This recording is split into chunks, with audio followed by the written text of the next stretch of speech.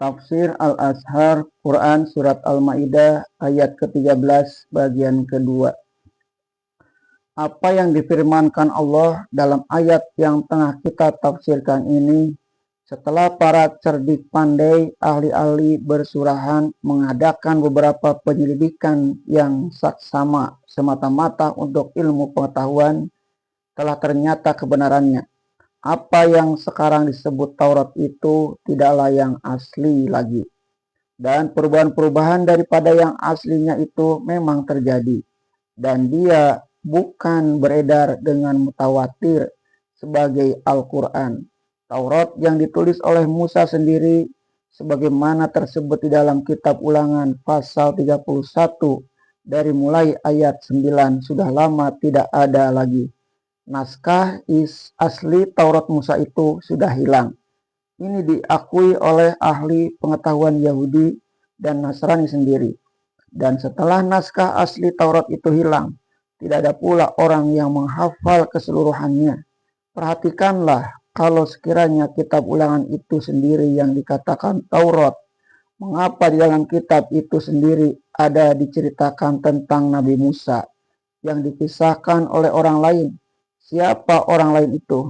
Di akhir kitab Ulangan itu, pasal 34 diceritakan tentang kematian Musa. Ini bukti yang terang sekali bahwa bukan Musa yang menulis pasal itu, melainkan orang lain.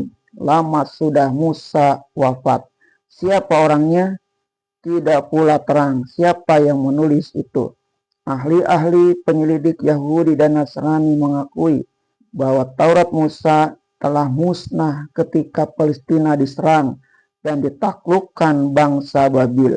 Sampai Baitul Maqdis sendiri, tempat menyimpan peti perjanjian, tempat Taurat dipelihara, semua dibakar habis dan diruntuhkan. Dan orang-orang Yahudi beribu-ribu orang banyaknya ditawan dan dihalau dan dibawa ke Babil. Baru kemudian setelah bangsa Babil dikalahkan oleh bangsa Persia, Bani Israel dibolehkan pulang ke Palestina, dan baru setelah itu Izra menyusunnya kembali dan menamainya Taurat. Dengan demikian dapatlah dipahami apa yang dikatakan Al-Quran, bahwa kitab yang mereka namai Taurat sekarang ini banyak berubah, diubah dan ditambah dan dikurangi.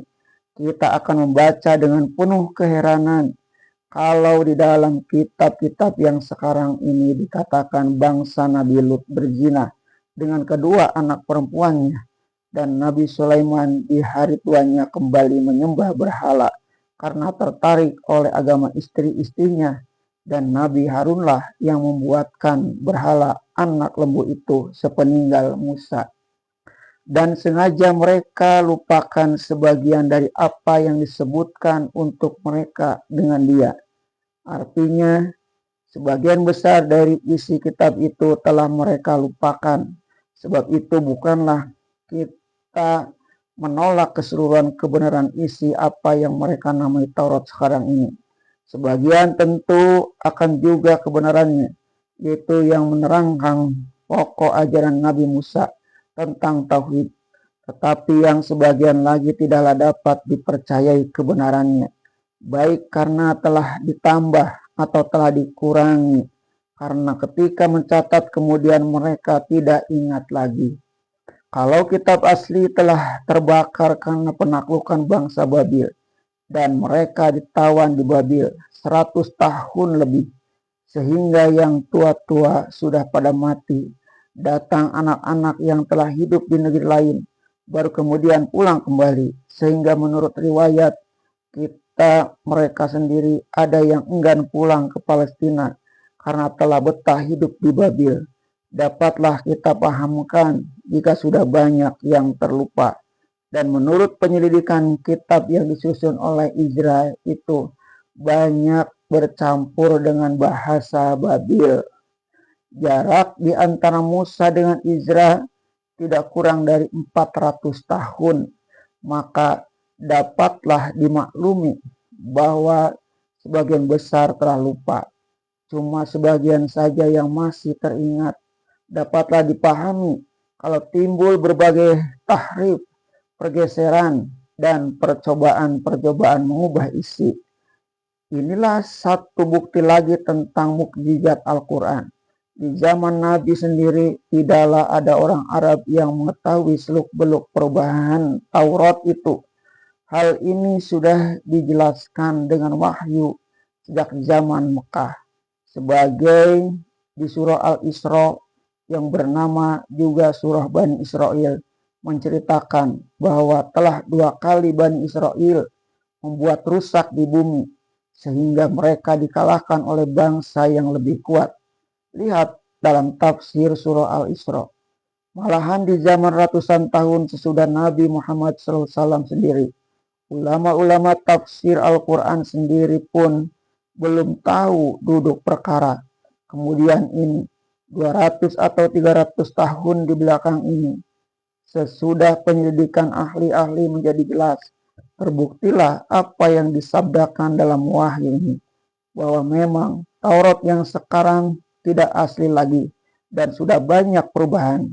Sebab itu dari ilmu pengetahuan, orang merasa sangat beruntung karena dapatnya naskah-naskah pegunungan Qumran di Laut Mati itu, yang moga-moga dapat dipergunakan untuk mencari keaslian. Dan senantiasa dapat engkau lihat atas kekhianatan yang terbit dari mereka.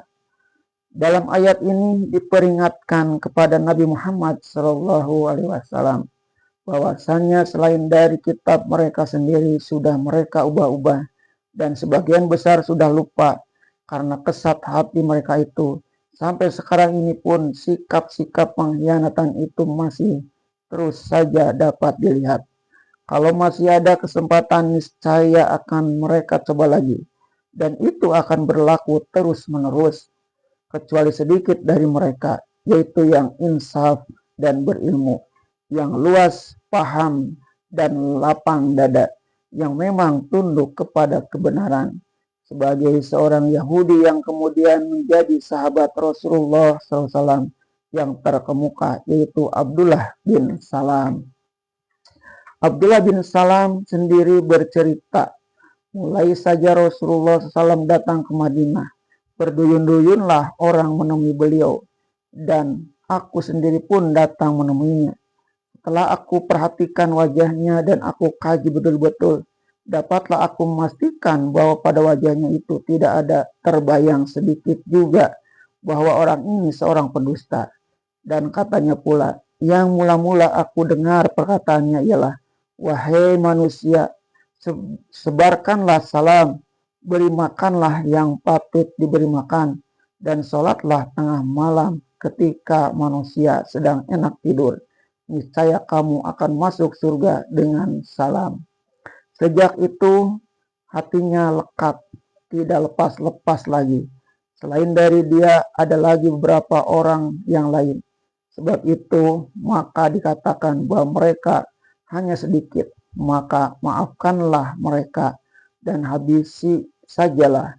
Tidak usah diambil peduli lagi, hadapi saja dengan jiwa besar.